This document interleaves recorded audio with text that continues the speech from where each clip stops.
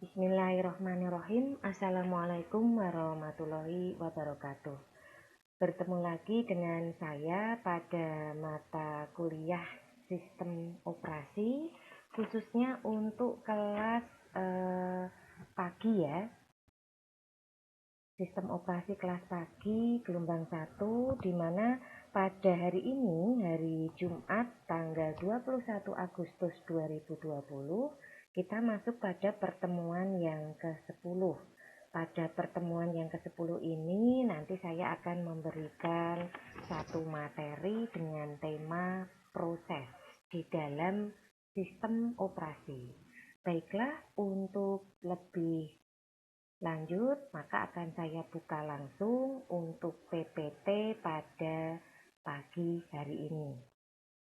Untuk materi kita pada pagi hari ini membahas tentang proses, di mana proses ini kalau kita lihat dari deskripsinya adalah program yang sedang dieksekusi, ya. Jadi sebuah proses, gambaran kegiatan sedang berjalan itu adalah proses.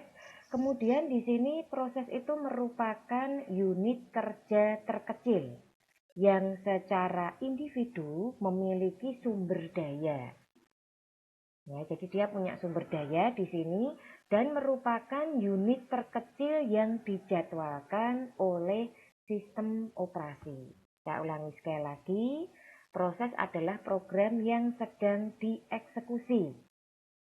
Dia merupakan unit kerja terkecil, memiliki sumber daya, dan merupakan unit terkecil yang dijadwalkan oleh sistem operasi. Pada sistem operasi modern, membedakan antara proses dan thread, ya. Jadi dua istilah ini nanti akan sering muncul ketika kita membahas proses. Ada istilah thread, ya, di mana perbedaan dari keduanya, proses itu lebih mengarah kepada unit pemilikan sumber daya, sedangkan thread itu lebih mengarah kepada unit penjadwalannya. Jadi berbeda ya untuk proses dan thread di sini. Kalau proses lebih mengarah kepada sumber daya, ya, sedangkan thread pada penjadwalannya. Nah, penjadwalan yang dibahas di sini apa? Penjadwalan kegiatan tersebut yang mengarah ke proses yang kita bahas tadi. Di mana ketika berproses itu nanti ada beberapa sumber daya yang diaktifkan di sini. Nah, berikutnya ada istilah pada proses. Pada proses sendiri ada 3 istilah yang dikenal ya ketika sedang dieksekusi itu, yaitu ada multiprogramming atau dikenal dengan istilah multitasking, kemudian ada multiprocessing dan distribute processing atau computing. Nah, sekarang kita akan membahas satu persatu dari 3 istilah di dalam proses ini. Yang pertama yaitu multiprogramming atau multitasking. Pengertiannya adalah manajemen banyak proses di satu pemroses. Ya, jadi ada banyak proses yang dikerjakan, tapi hanya pada satu pemroses. Kebanyakan workstation adalah sistem pemroses tunggal yang menjalankan sistem operasi multitasking, seperti MS Win 98, MS Win XP, OS2, dan Mac OS 7. Pada multitasking, user memandang terdapat banyak proses dijalankan secara bersamaan pada satu waktu. Nah, jadi di sini intinya pada bagian yang ketiga ini ya. Jadi terdapat banyak proses yang dijalankan pada satu waktu. Kemudian proses yang dijalankan pada multitasking itu ada beberapa. Yang pertama dikenal dengan istilah independen atau saling tidak bergantung karena berdiri sendiri, di mana proses dilakukan secara terpisah dan tidak saling mempengaruhi. Ini yang terjadi pada multitasking. Ya, ada banyak proses tapi dijalankan secara independen. Terpisah, tidak saling mempengaruhi antara proses yang satu dengan proses yang lain. Kemudian yang kedua, satu program pada satu saat atau dikenal dengan istilah one program at any instant. Pada satu saat, sesungguhnya hanya satu proses yang dilayani pemroses menggunakan interleave di mana saling melanjutkan atau bersambung, bukan overlap di antara program-program. Jadi yang kedua ini satu program pada satu saat, di mana prosesnya itu saling melanjutkan ya, dan tidak terjadi overlap di antara program yang berlanjut tersebut. Ini proses yang terjadi pada multitasking. Nah, kemudian istilah yang kedua yaitu multiprocessing, di mana pengertiannya manajemen banyak proses di komputer multiprosesor atau banyak pemroses di dalamnya. Ya, jadi ini lebih mengarah kepada pemrosesnya. Kalau yang multitasking tadi kan lebih mengarah kepada kegiatannya, ya. Nah, kemudian dulunya multiprosesor hanya terdapat pada komputer besar, yaitu sistem mainframe. Namun saat ini komputer workstation pun telah dapat dilengkapi dengan multiprosesor. Sistem operasi MS Win NT, Unix, dan Linux telah menyediakan dukungan multiprosesor. Ya, ini lebih ke penggunaan jaringan. Kemudian yang ketiga, distribute processing adalah manajemen banyak proses yang dieksekusi di banyak sistem komputer yang tersebar atau terdistribusi di satu jaringan. Pada sistem operasi tersebar yang ideal, program tidak perlu menyadari keberadaan banyak pemroses. Ya, jadi ini lebih mengarah kepada sebuah sistem komputer yang terdistribusi di satu jaringan. Ya, itu ada banyak proses tentunya, karena tentunya dari banyak klien itu meminta akses ya atau layanan. Nah, ini bisa didistribusikan untuk prosesnya. Nah, itu tadi adalah istilah-istilah di dalam proses. Untuk berikutnya ada state proses. Terdapat 3 state dasar pada proses. Nah, di sini yang pertama yaitu running, yang kedua ready, yang ketiga block. Kita akan melihat lebih jauh dari ketiga state dasar ini. Yang pertama yaitu running. Pemroses sedang mengeksekusi instruksi proses tersebut. Sedang berjalan ya, run. Sedang dieksekusi seperti itu. Nah, kemudian ready, proses siap atau ready dieksekusi, tapi pemroses tidak mengeksekusi proses ini. Jadi dalam kondisi ready, prepare, siap ya. Kemudian istilahnya stay seperti itu, tapi dia tidak mengeksekusi. Sedangkan kalau running kan sedang dalam proses seperti itu. Kemudian block, proses menunggu kejadian tertentu selesai. Contoh, menunggu selesainya operasi I/O device. Ya, jadi blok ini proses menunggu kejadian itu selesai. Ada waiting, ada waitingnya di sini. Ini namanya blok. Itu tadi adalah 3 state dasar pada proses. Nah, kalau digambarkan pada diagram state ini yang 3 proses, karena ada juga yang 5 ya gambarnya. Ini yang kita pelajari yang state 3 state proses. Ini seperti ini. Jadi ini ada posisi ready, running, dan block. Ya. Kemudian di sini untuk ready kita submit dulu. Ada semacam seperti perizinan begitu ya. Masuk. Kemudian kalau sudah nanti ada dispatch di sini ke running. Ini time out. Waktu habis ya. Ini proses menunggu atau waiting, maka masuk ke block. Nah, kemudian event occurs-nya menuju ke ready.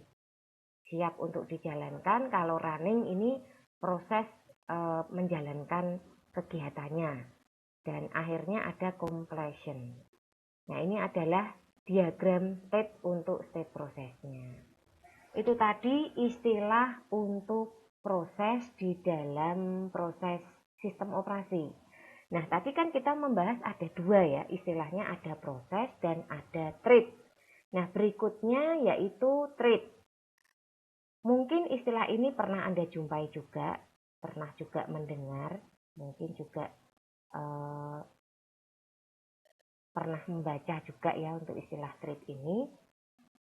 Nah, pengertian thread di sini adalah sebuah pengontrol aliran program, pelaksanaan program dengan menggunakan kendali tunggal. Jadi ini kalau proses itu kita bicara pada sebuah kegiatan, di mana kegiatan proses di dalam sistem operasi itu tadi ada posisi state-nya itu ready, ya, siap, kemudian ada running, sedang dalam proses, dan ada block, posisi menunggu.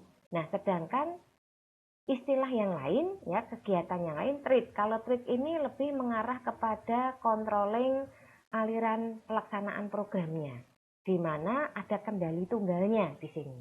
Nah, kemudian apa yang biasanya dimiliki oleh thread di sini? Ada beberapa ya. Yang pertama, status eksekusi thread.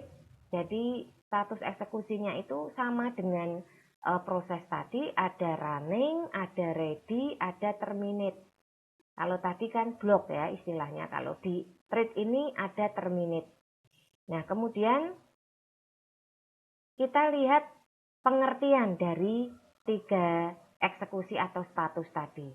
Running sebuah thread yang sedang dieksekusi dan di dalam kontrol dari CPU.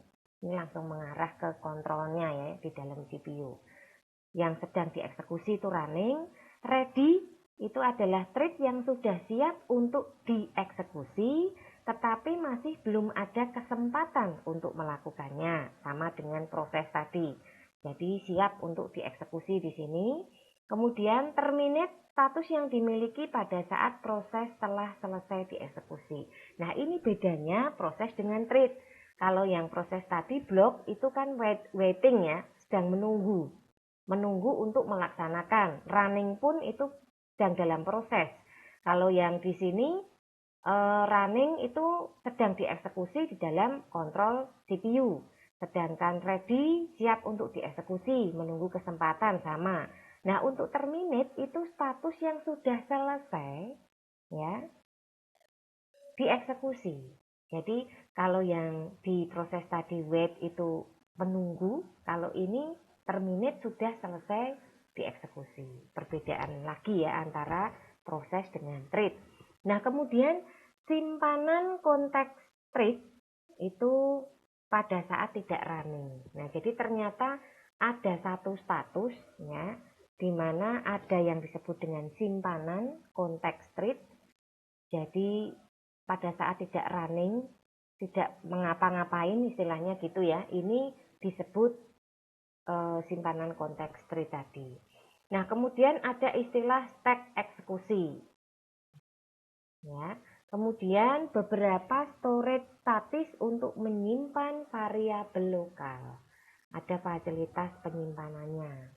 Kemudian hak akses memori dan resource yang dimiliki oleh proses, di mana memori dan resource digunakan bersama-sama oleh semua thread dari sebuah proses atau share. Ya. Nah, ini beberapa hal yang dimiliki oleh thread. Nah, thread memungkinkan beberapa eksekusi berlangsung dalam lingkup proses yang sama. Nah, ini adalah pemahaman tentang thread ya. Jadi kita sudah mengenal apakah proses itu dalam sistem operasi. Kemudian di dalam proses itu ada dua kegiatan, yaitu proses dan thread. Masing-masing itu sudah kita jelaskan tadi. Proses itu memiliki state sendiri, yaitu ada running, wait, dan block. Sedangkan treat itu memiliki status juga sendiri, yaitu running, ready, terminate, ada stack eksekusi, ada storage statis, ada simpanan konteks treat, ya, dan hak akses ke memori. Nah, setelah kita mempelajari kedua hal ini di dalam proses dan treat, kita masuk ke jenis treat. Nah, kalau dalam proses tadi kan ada independen sama satu lagi itu yang dikerjakan secara distribusi, seperti itu ya. Nah, kalau untuk treat ini ada lightweight proses, multi-threading. Ini adalah dua jenis treat yang perlu dipahami. Untuk lightweight proses merupakan treat yang mempunyai beberapa properti dari sebuah proses. Ya, saya ulangi. Lightweight proses merupakan treat yang mempunyai beberapa properti dari sebuah proses. Sedangkan multithreading merupakan kemampuan OS dalam mengeksekusi banyak thread yang berasal dari sebuah proses. Jadi perbedaan dari kedua jenis ini, kalau lightweight itu lebih mengarah kepada sumber daya properti yang dimiliki, sedangkan multithreading itu lebih mengarah kepada kemampuan, ya, untuk mengeksekusi thread. Ya, ini yang kita lihat perbedaan dari lightweight proses dan multithreading. Nah, untuk thread model sendiri itu digambarkan seperti ini. Ya, jadi ini adalah sebuah bagan atau gambar thread. Kemudian ini proses 1, ya, dipecah seperti ini. Ini ada kernel, kegiatan yang inti, ya, yang berjalan secara terus-menerus selama sistem operasi beroperasi di sini berjalan. Sedangkan kalau pada bagan yang kedua ini masih dalam posisi kernel, thread-nya itu dijadikan satu. Ya. Nah, mempunyai beberapa properti dari sebuah proses, kemudian mengeksekusi banyak thread yang berasal dari sebuah proses. Ini contohnya ya. Ini user space, ini kernel space-nya. Oke, ini tadi untuk modelnya. Nah, berikutnya apa sih keuntungan dari penerapan thread sendiri? Itu ada 4. Yang pertama, pembentukan suatu thread jauh lebih cepat daripada pembentukan proses baru, di mana penelitian menunjukkan pembentukan thread 10 kali lebih cepat daripada pembentukan proses. Nah, ini juga perbedaan juga antara proses dengan thread ya, di mana pergerakan thread ini 10 kali lebih cepat daripada proses. Nah, kemudian yang kedua, terminasi suatu thread jauh lebih cepat daripada terminasi proses. Ya. Nah, kemudian perpindahan eksekusi antar thread juga jauh lebih cepat.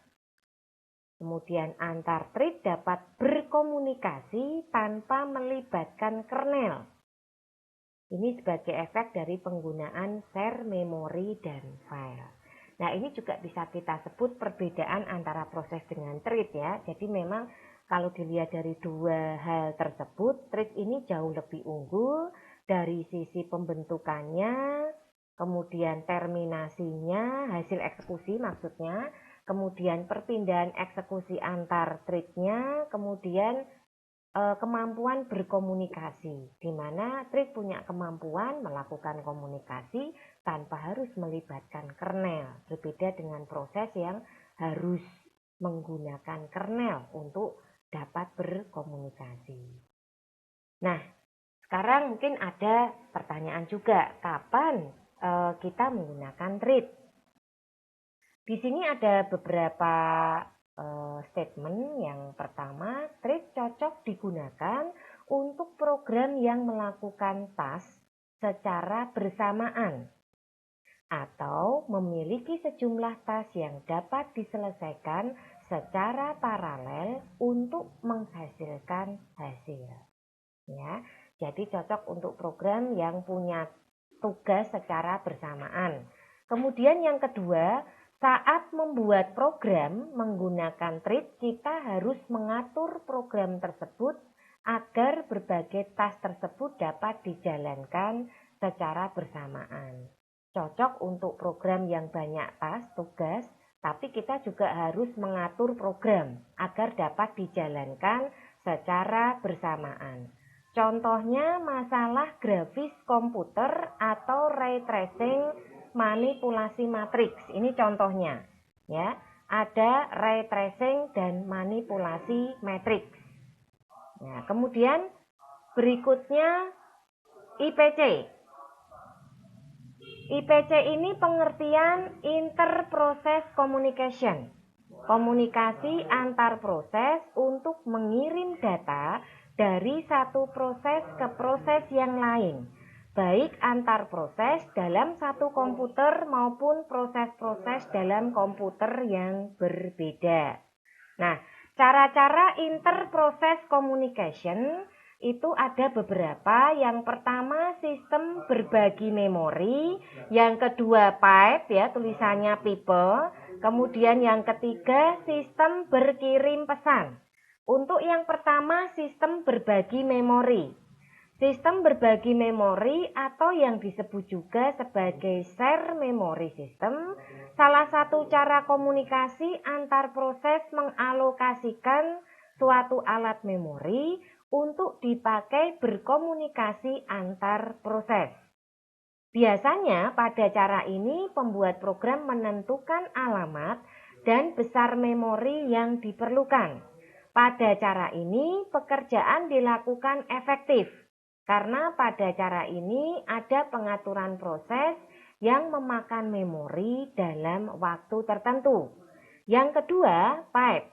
Komunikasi sekuensial antar proses yang saling terelasi dan hanya bisa digunakan untuk komunikasi antar proses yang saling berhubungan serta komunikasinya secara sekuensial. Ya, di dalam pipe urutan informasi yang ada mirip dengan antrian QQ. Ya. Nah, kemudian komunikasi pada pipe hanya mampu digunakan satu arah. Dan apabila kita membutuhkan dua arah komunikasi, maka harus menggunakan dua pipe. Kemudian sistem berkirim pesan. Sistem berkirim pesan adalah proses komunikasi antar bagian sistem untuk membagi variabel yang dibutuhkan. Proses ini menyediakan dua operasi, yaitu mengirim pesan dan menerima pesan. Ketika dua bagian sistem ingin berkomunikasi satu sama lain, yang harus dilakukan pertama kali adalah membuat sebuah link komunikasi di antara keduanya. Setelah itu, kedua bagian tadi dapat saling bertukar pesan melalui link komunikasi tersebut. Sistem berkirim pesan sangat penting dalam sistem operasi karena dapat diimplementasikan dalam banyak hal seperti pembagian memori, pembagian bus, dan melaksanakan proses yang membutuhkan pengerjaan bersama antar beberapa bagian OS. Nah, ini adalah cara-cara kerja dari IPC atau Interprocess Communication. Nah, kalau kita lihat cara berkomunikasi dari IPC ini ada dua. Yang pertama komunikasi langsung dan yang kedua komunikasi tidak langsung. Untuk komunikasi langsung, setiap proses yang ingin berkirim pesan harus mengetahui secara jelas dengan siapa mereka berkirim pesan.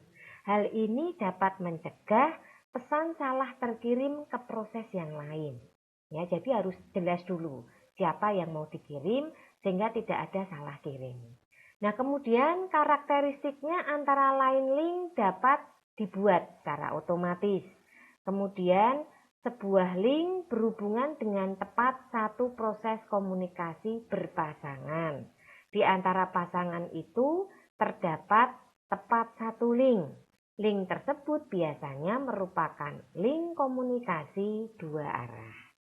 Ini yang pertama. Yang kedua, komunikasi tidak langsung. Berbeda dengan yang di atas tadi, komunikasi ini menggunakan sejenis kotak surat atau port yang mempunyai ID unik untuk menerima pesan. Proses dapat berhubungan satu sama lain jika mereka membagi port mereka. Karakteristik komunikasi ini antara lain link hanya terbentuk jika beberapa proses membagi kotak surat mereka. Sebuah link dapat terhubung dengan banyak proses. Setiap pasang proses dapat membagi beberapa link komunikasi. Link yang ada dapat membuat link terarah ataupun link yang tidak terarah. Jadi kalau kita lihat dari cara komunikasi ini, yang pertama dengan yang kedua, kalau yang pertama ini harus jelas dulu dengan siapa berkirim pesan sehingga tidak ada salah kirim, dan yang jelas pasangannya itu satu dengan satu, seperti itu ya. Nah, kalau yang komunikasi tidak langsung ini itu berbeda jauh, jadi kita satu ini bisa untuk berbagi link dengan yang lain, seperti itu ya. Tetapi dengan catatan memberikan port yang memiliki ID unik untuk menerima pesan. Jadi ID portnya ini yang kita bagi, seperti ini. Nah, itu tadi dari cara berkomunikasi untuk IPC. Kemudian contoh kasus komunikasi langsung dan tidak langsung. Ini contohnya ya. Untuk yang tidak langsung adalah proses mengcompile dan merun sebuah program. Misalkan program Java di CMD. Berarti ini kita menggunakan ada editor ya untuk melakukan perintah mengcompile dan merun tadi. Pada saat proses compile, CMD mengecek dan mengirim pesan yang tak terlihat kepada port Notepad++. Apakah program Java ada kesalahan error atau tidak? Setelah proses pemanggilan itu, Notepad++ mengirim balasan feedback ke CMD berupa informasi ada tidaknya error program. Jika tidak ada error, maka proses komunikasi akan berlanjut hingga proses run. Dalam proses ini ada ID khusus yang digunakan. Misalnya compile, ya, itu proses pemanggilan pada setiap bahasa pemrograman berbeda, di mana itu menunjukkan ID yang berbeda pula untuk masing-masing program. Nah, ini contoh yang komunikasi tidak langsung. Untuk contoh komunikasi langsung itu ada perintah send P message ya, mengirim sebuah pesan ke proses P. Receive Q message menerima sebuah pesan dari proses Q. Ya. Ini adalah contoh komunikasi langsung dan tidak langsung. Oke, itu tadi penjelasan dari proses ya pada pagi hari ini. Harapannya semua mahasiswa bisa memahami apa yang saya sampaikan pada pagi hari ini. Jadi intinya kita membahas tentang sebuah proses di dalam sistem operasi. Tadi ada istilah-istilah, yaitu ada thread dan proses. Kemudian ada istilah multitasking, multiproses juga yang kita sempat singgung. Kemudian kita mengenal juga ada istilah IPC juga, ada komunikasi langsung dan komunikasi tidak langsung. Ya. Ini yang kita lihat atau kita pelajari pada pagi hari ini. Seperti biasa pada akhir perkuliahan itu ada kuis yang saya berikan di sini. Ini ada 3 pertanyaan ya. Jadi di sini yang pertama sebutkan 3 istilah dalam proses. Kemudian yang kedua sebutkan 3 state dasar pada proses. Yang terakhir sebutkan pengertian dari treat. Saya kira cukup mudah untuk kuis pada pagi hari ini. Bisa Anda kerjakan dan dijawab seperti biasa pada YouTube channel kolom komentar. Baiklah, kira-kira itu yang bisa saya sampaikan untuk perkuliahan pada pagi hari ini. Untuk hasil UTS kemarin ini sudah selesai dikoreksi. Saya cukup bangga karena ada yang dapat 100 ya, nilai sempurna. Meskipun begitu ada juga yang masih mendapatkan nilai di bawah rata-rata.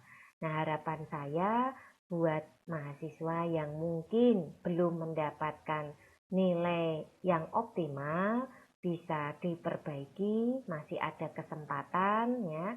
Anda masih ada tugas-tugas rutin kuis seperti biasa. Di samping itu juga masih ada ujian akhir semester. Semoga nanti untuk ujian akhir semesternya bisa mendapatkan nilai yang lebih baik lagi. Bagi mahasiswa yang nilainya masih kosong pada UTS ini, untuk segera menghubungi saya sehingga tidak terjadi kekosongan dan tidak terjadi penumpukan beban atau tanggungan pada saat Anda menyelesaikan ujian akhir semester nanti. Kira-kira itu saja yang bisa saya berikan pada pagi hari ini. Tetap semangat ya. Jangan lupa mengerjakan tugas-tugas atau kuis. Mohon maaf jika mungkin dalam penyampaian materi ada hal yang kurang berkenan. Wassalamualaikum warahmatullahi wabarakatuh.